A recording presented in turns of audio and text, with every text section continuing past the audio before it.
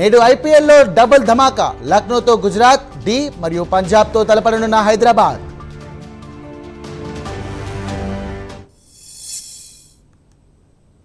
బెంగాల్లో వర్క్ బిల్లుకు వ్యతిరేకంగా చేపట్టినటువంటి నిరసనలు హింసాత్మకంగా మారాయి. అల్లరి మూకలు రైలుపై రాళ్లు రువ్వారు. దీంతో పలు రైళ్ల రద్దు అయ్యాయి.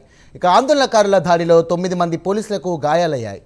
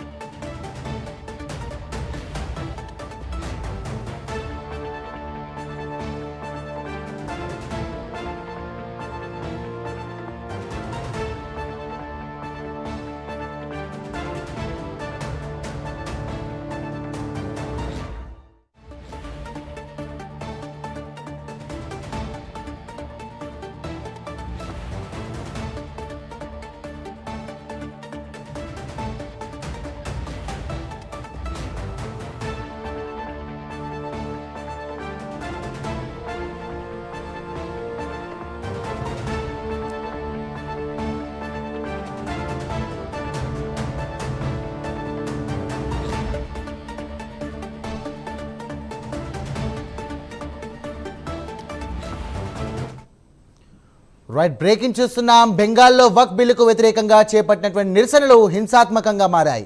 అల్లర్ముకలు రైళ్లపై రాళ్లు రువారు. దీంతో పలు రైళ్లు రద్దయ్యాయి. ఇక ఆందోళనకారుల దాడిలో 9 మంది పోలీసులకు గాయాలయ్యాయి. దీనికి సంబంధించినటువంటి మరింత సమాచారం మా నేషనల్ బ్యూరో చీఫ్ కళ అందిస్తారు. కళ,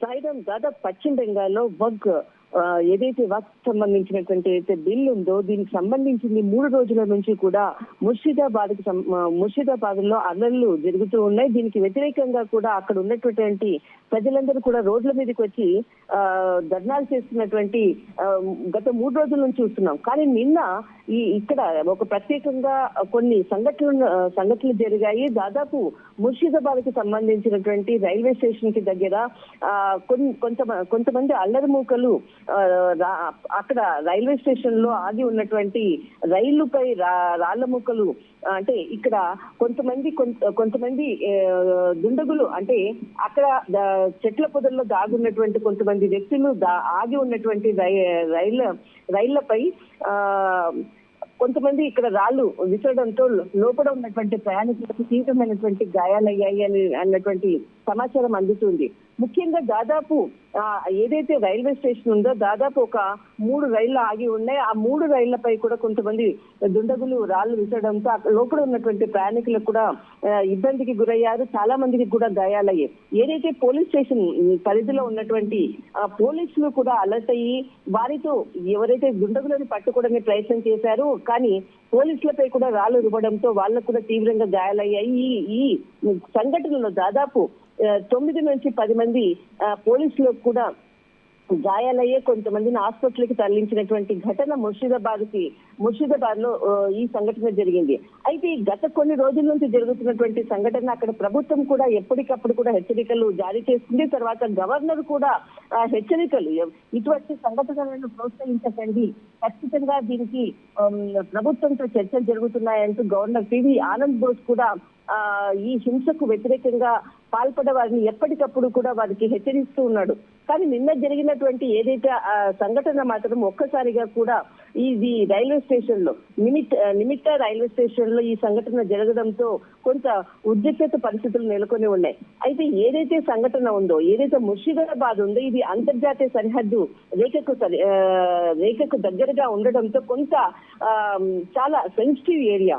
అంతేకాకుండా మనకు ఒరిస్సా, బీహార్ రాష్ట్రాలకు కూడా ఇది సరిహద్దుగా ఉండడంతో కూడా ఎప్పటికప్పుడు ఈ ప్రాంతంపై కూడా కేంద్ర హోంశాఖ మంత్రి అమిత్ షా కూడా ఇక్కడ ఉన్నటువంటి సమస్యను మాత్రం ఎప్పటికప్పుడు కూడా సమాచారాన్ని తీసుకుంటున్నారు. దీనిపై కూడా మరొక వైపు గవర్నర్ తర్వాత ప్రభుత్వంతో కూడా మమతా బెనర్జీతో కూడా చర్చలు కూడా జరుపుతున్నారు. అయితే అటు తృణమూల్ కాంగ్రెస్ నాయకులు కానీ ఇటు బీజేపీ నాయకుల మధ్య కానీ గత కొన్ని రోజుల నుంచి కూడా మాటల యుద్ధం జరుగుతుంది. ఏదైతే వక్ చట్టము అమల్లోకి వచ్చిన తర్వాత రాష్ట్రపతి ఆమోదం పొందిన తర్వాత దాన్ని వ్యతిరేకిస్తూ అక్కడ చేస్తున్నటువంటి నిరసనకారులు మాత్రం నిన్న చాలా ఉద్రిక్త పరిస్థితులు నెలకొన్నాయి. దాదాపు ఏదైతే నిమిత్త రైల్వే స్టేషన్ లో జరిగినటువంటి సంఘటనతో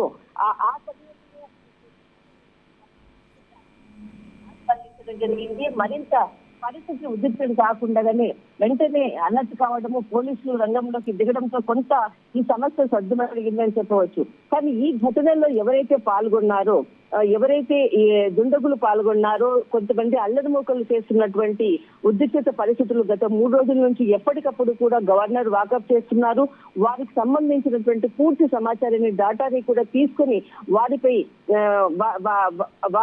కేసులు, తర్వాత వారికి సంబంధించినటువంటి వాళ్ళందరినీ కూడా తీసుకుంటున్నటువంటి పరిస్థితి. కానీ ఇది ఒక ముర్షిదాబాద్ ప్రాంతమే కాకుండా పలు ప్రాంతాల్లో కూడా, చాలా సెన్సిటివ్ ప్రాంతాల్లో కూడా ఇటువంటి అల్లరిముక్కలు చేస్తున్నటువంటి ఘటనలను ఎప్పటికప్పుడు కూడా పర్యవేక్షిస్తున్నారు. ఎప్పుడు కూడా అంటే ఇక్కడ మనకి కేంద్ర హోంశాఖ మంత్రి అమిత్ షాతో కూడా నిన్న జరిగినటువంటి సంఘటనపై కూడా వెంటనే గవర్నర్ ఆనంద్ బోస్ కూడా సమాచారాన్ని ఇవ్వడము, తర్వాత దీనిపై వాకప్ కూడా చేయడము, దీనికి సంబంధించినటువంటి మరింత ఉద్రిక్తత పరిస్థితులు జరగకుండా కఠిన చర్యలు తీసుకోవాలని కూడా ఆదేశించడం జరిగింది.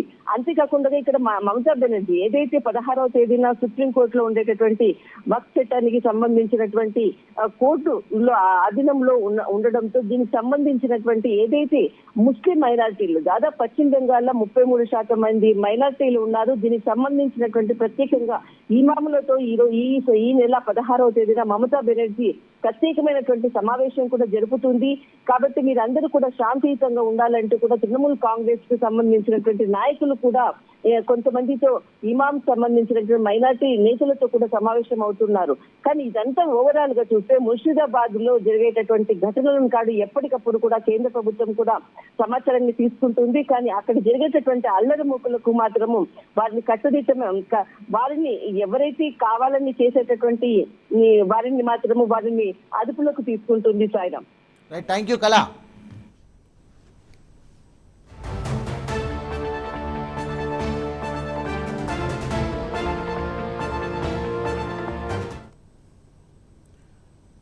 ఏపీ ఇంటర్ ఫలితాలు విడుదల కానున్నాయి. ఉదయం 11 గంటలకు ఫలితాలు విడుదల చేయబోతున్నారు. ఇక మొత్తం 10,17,000